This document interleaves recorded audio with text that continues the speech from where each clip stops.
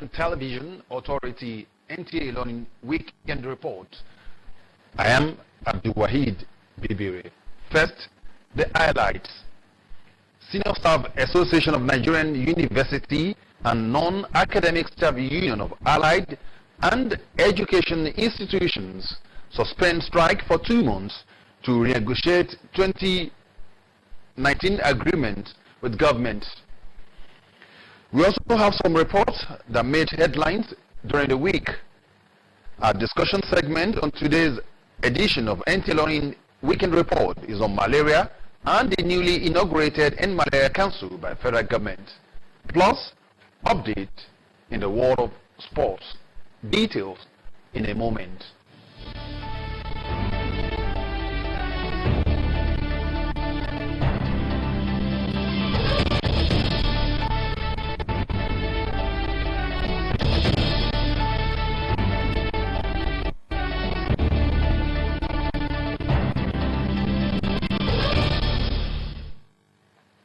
The Kwara State Police has dissociated itself from a video which has gone viral on Facebook regarding a protest by some purported policemen over non-payment of 1 year salary. A statement by the spokesperson of the command, Ajayi Okasomi, said the characters seen in the video are police special constabularies recruited to complement the operation of community policing. He said the concept of community policing and recruitment of special constabularies is voluntary in nature, meaning that they are not on monthly remuneration like the conventional policeman. He added that due to the complaints of the constabularies regarding non-payment of stipends by the state government on ways by which their complaints could be leaked into, hence the reason why they were invited to the government house on Saturday. The statement noted that it was surprising that the same set of constabularies, after the meeting with the agent of the state government, could go online with a video claiming that the government was owing them salaries for a year. The Commissioner of Police in Kwara State, Tuesday, Asayomo, however, wishes to state categorically that the police is not owing any policeman or woman any salary, neither the police owing the special constabularies salary. Members of the public are advised to disregard the viral video as it was designed to embarrass the public and also to draw an undue sympathy from the public. The statement concluded that men and women of the special constabulary are at the liberty to honorably disengage from the service if they so wish. In the meantime, the Senior Staff Association of Nigerian Universities, SANU, and the Non-Academic Staff Union of Allied and Education Institutions, SANU, NASU, has suspended their strike action for 2 months after a brief meeting with the Minister of Education, Adamu in Abuja. The suspension of the strike, according to SANU's national president, Mohammed Ibrahim, is for a period of 2 months and expected to take effect from Wednesday.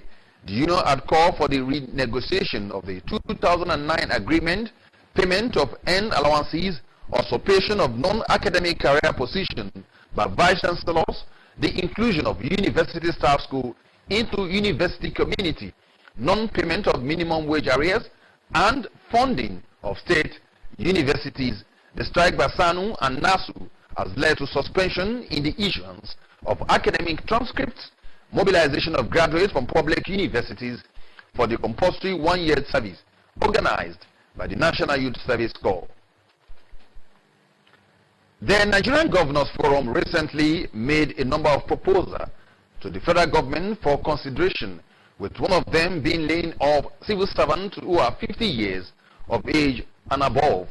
This development prompted the Nigerian Labour Congress to demand a 50% increase in workers' salaries in the country in the face of current realities. Largely below in this report saw the view of some Nigerians on the matter. The NLC's demand followed the governors of the 36 states' proposal to President Muhammadu Buhari on fiscal responsibility. The governors had demanded the removal of petrol subsidy, the retirement of civil servants from age of 50, reduction of National Assembly constituency project, among others. On the part of the NLC, the demand for 50% increase in workers' salary is to cushion the effect of economic realities bedeviling the country. The economy has eroded that so-called minimum wage and that of consequential adjustment, even before we sign it. So that from the NSA president, the secretariat as a whole, that instead of reducing the age, the retirement age, we're supposed to increase the minimum wage and that of consequential adjustment with 50% in order to meet half of the problem we are facing in Nigeria. For Olaiwola Jimoh, the governors should focus on strengthening the security architecture of their state with a view to reducing kidnapping, banditry and other criminal activities, as well as coming up with job-creating policies and programs. To cut food from somebody's mouth is too barbaric. So person who is working, so if you reach age of 50, you should not eat again. That's what they are saying. The minimum wage, 30,000 minimum wage, that was sharply implemented is nothing to write home about.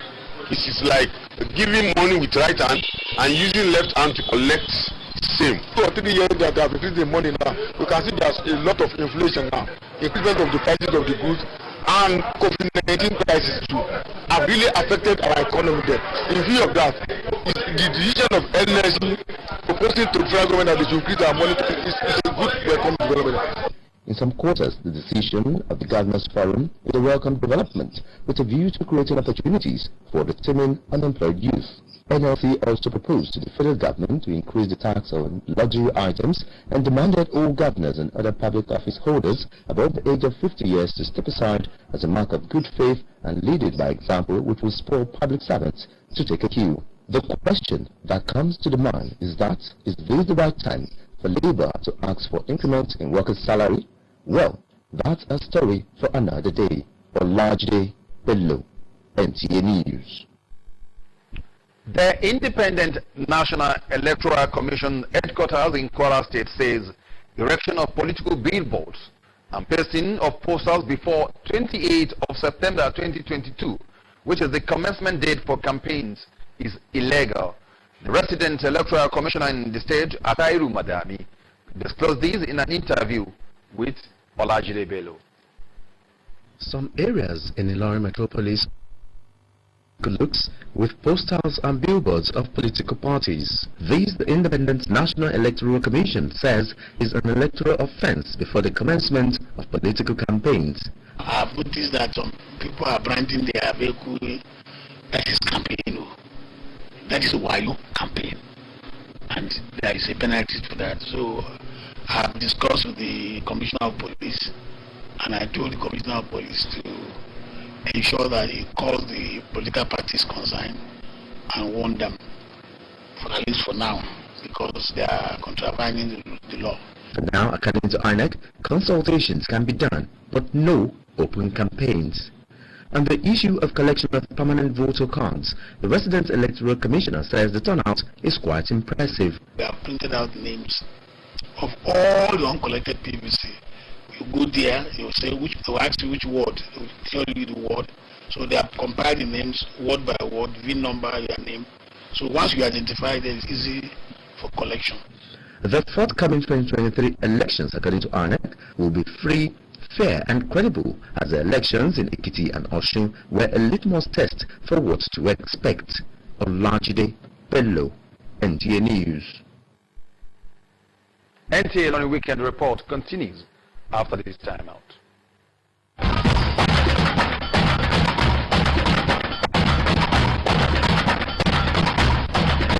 Sports Zone.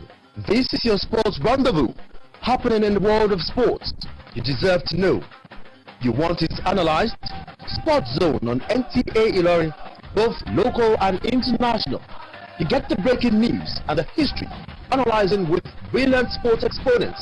Live every Wednesday, 9 to 9:30 in the morning. That's the time for your wonderful moment in sports infotainment. Sports Zone. Join us. Let's set the agenda.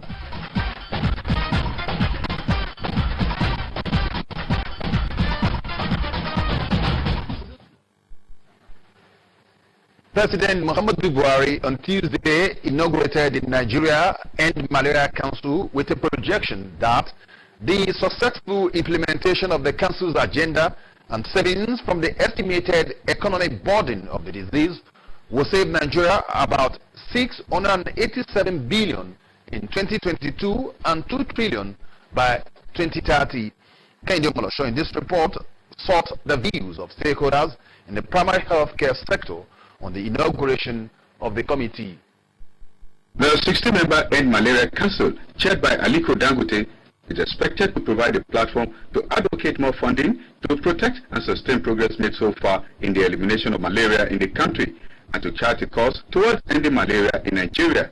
Malaria, an age-long disease caused by the female Anopheles mosquito, has remained a major public health challenge, with the World Health Organization's report of 2021 showing that Nigeria alone accounts for 27% of all cases of malaria and 32% of deaths globally. Medical experts say eradicating malaria should be a collective responsibility of government and citizens. Using also their own private connections to explore opportunities within the private sector in order to meet the funding gap that has been established with respect to the needs for meeting the malaria elimination targets. We are working toward the 3T, that is test, treat, and track. So we need data from those private individuals too. Because you can't say you want to achieve this and you don't extend that into the private sector. To ensure that the breeding space for mosquito is reduced to the barest minimum. We must ensure that we use a long-lasting insecticide on it. Not only to have it, but we must hang it. Not only to hang it, but ensure that we sleep under it, particularly for children under 5 and our pregnant women. Oluwafemi Olatunbosun and Folake Sheyemi are advocates against malaria. They describe malaria as an infection that can cause severe disease and complications in pregnant women, leading to high rates of miscarriage. APCOMI goes out there to all the local government to let people know that there's need for them to access facility for malaria treatment. And what the national guidelines says before you can access treatment is to do what? Is to do testing. Whether you are whether you are positive or you are negative. Having stagnant water around the houses, bushy environment, it starts within before going outside. So we encourage our people, this is rainy season, they should not dump reptile the drainage, they should ensure that the environment is clean and also make use of insecticide treated nets. The submission of stakeholders is for all to clean the environment, get tested and seek treatment from qualified medical practitioners. Kende Omolosho, NTA News. Our discussion segment tonight is on malaria and the inauguration of End Malaria Council in Nigeria, challenges and prospects. We already have a competent hand in the studio. He's a known person. He is Dr. Oluwatosin Fakade. Dr. Oluwatosin Fakade is the Director of Public Health, Kwara State Ministry of Health. Doctor, it's good to have you on NTA ILORIN Weekend Report. Thank you very much. It's my pleasure to be here. Malaria is an age-long disease of a major public health challenge in Nigeria. What are the major causes of malaria? Alright, so malaria is caused by the bite of the female Anopheles mosquito and through the parasite Plasmodium. So when an individual is bitten by the female Anopheles mosquito, it develops malaria. Okay, it's only the female mosquito that can... Yeah, so it's the female Anopheles mosquito that has been infected, that is infected, and once that female Anopheles bites, and that is what causes malaria. All right, according to the World Health Organization report of 2021, Nigeria alone accounts for 27% of all cases of malaria and 32% of deaths from the disease globally. Why is it a burden despite various malaria intervention programs put in place by government in Nigeria? Yeah, so malaria remains a public health, number one public health problem, as just you have rightly said. In terms of the global perspectives, more than a quarter of the global malaria burden is borne by Nigeria. And of course, if we look at our population, it's also one contributing factor. And of course, the terrain, the majority of areas, we have an environment that still make it conducive for mosquito to thrive. And of course, we are not also in terms of our own effort, when I mean our own, the community effort, because all hands will be on the deck to actually fight the malaria. So everybody has roles, a shared role, a shared responsibility. We must all play our part. If we actually want to reduce our burden of malaria. All right. The president of the country, President Muhammadu Buhari, recently inaugurated a committee to actually look into ways of probably putting an end or minimize the malaria infections in the country. Do you think that can work? Absolutely. So the End Malaria Council is actually one of the global strategy to end malaria and to have a world free of malaria.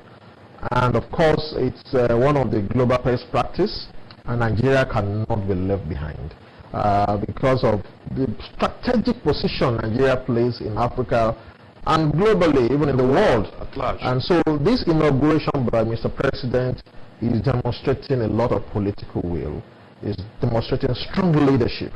All right, so actually, if you look at that council, we have eminent Nigerians, both from the public sector, from the private sector, technocrats. We have, religious leaders, the gatekeepers. Very eminent Nigerians. Traditional institutions are also there. All right, to really champion, the end malaria game. All right, how do you think they should go about their agenda of ending this malaria? All right, so one of the first things I'm sure they will do, apart from many other things, is to continue to advocate that malaria must remain very high in terms of our national development goals. So when you look at our development goals and national issues, malaria must be a top priority. So we must continue to advocate at all levels of government, and of course we must also look at getting more resources. Government resources in the fight of malaria is huge, and donors cannot solve the problem. And that is why the private sector has become very, very key, and that is why that council is chaired by Alaji Aliko Dangote.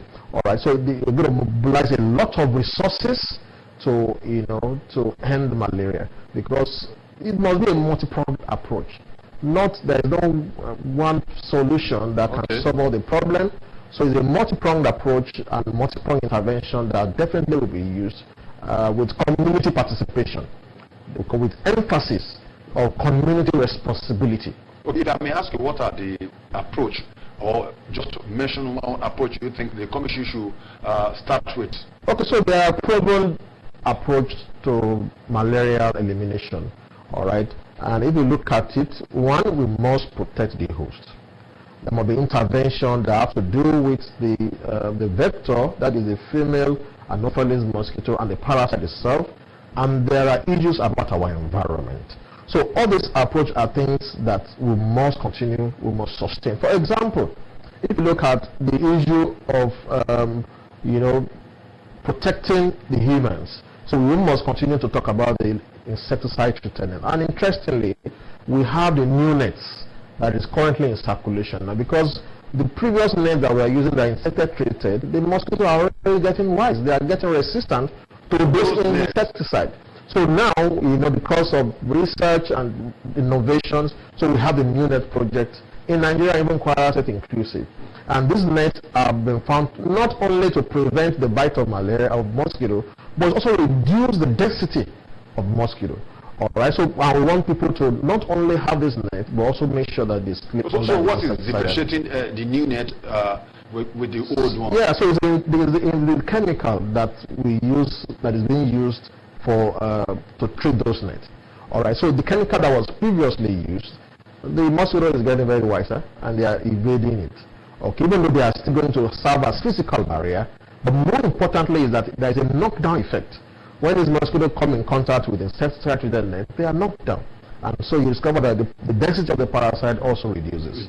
So with the new net, we are also getting very smarter and wiser to have these new nets with new array of insecticides. All right, beyond the mobilization of funds and advocacy, don't you think the increasing brain drain in Nigeria's health sector can impede the effort to end malaria?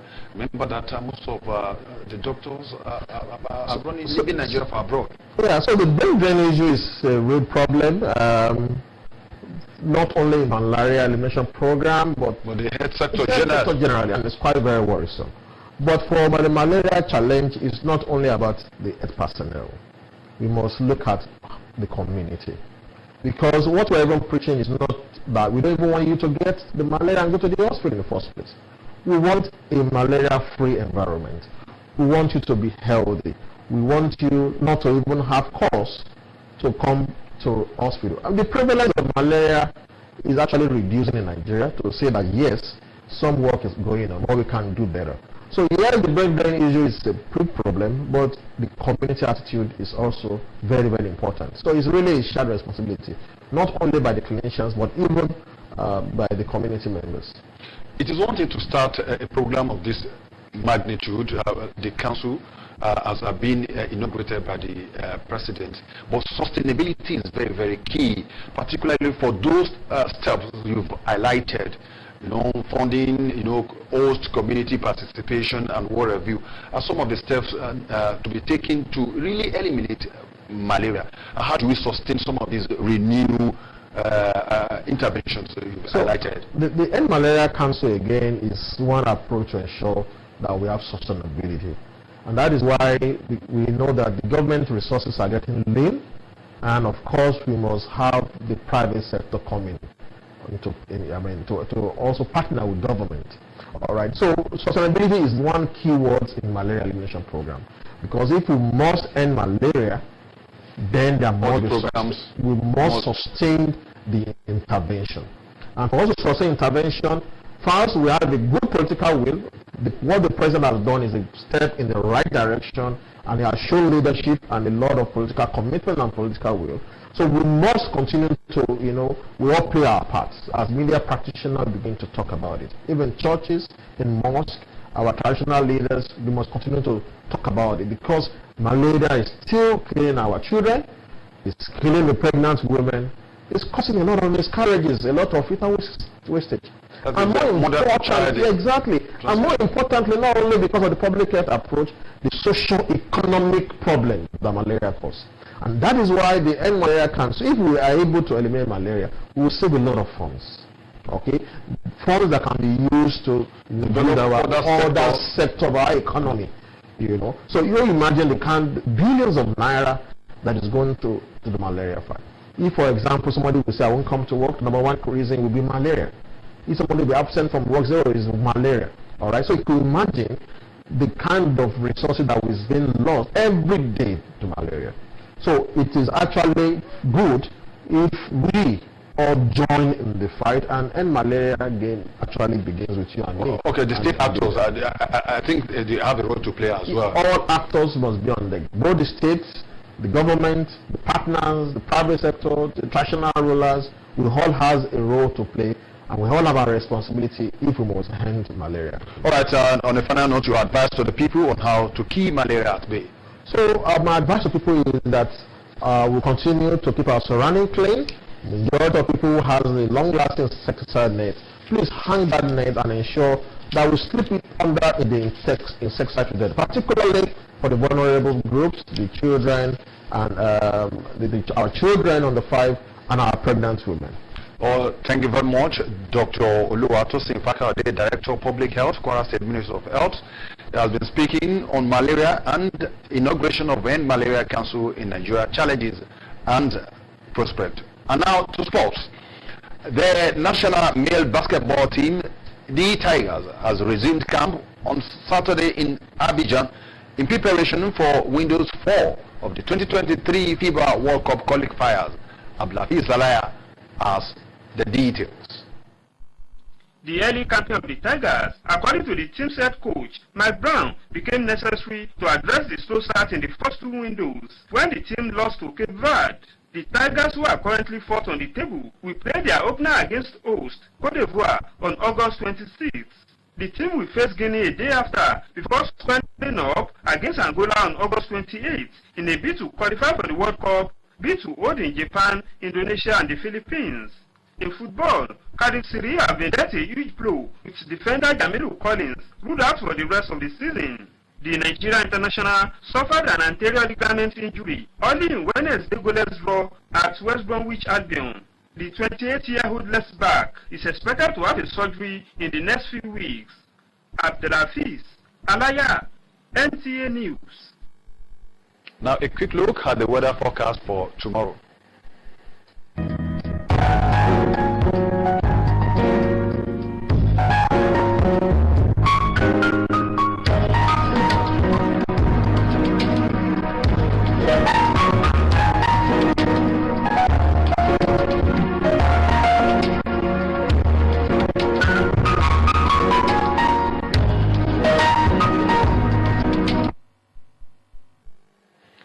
And that weather forecast wraps it up on NTA ILORIN Weekend Report. Thanks for watching. Good night.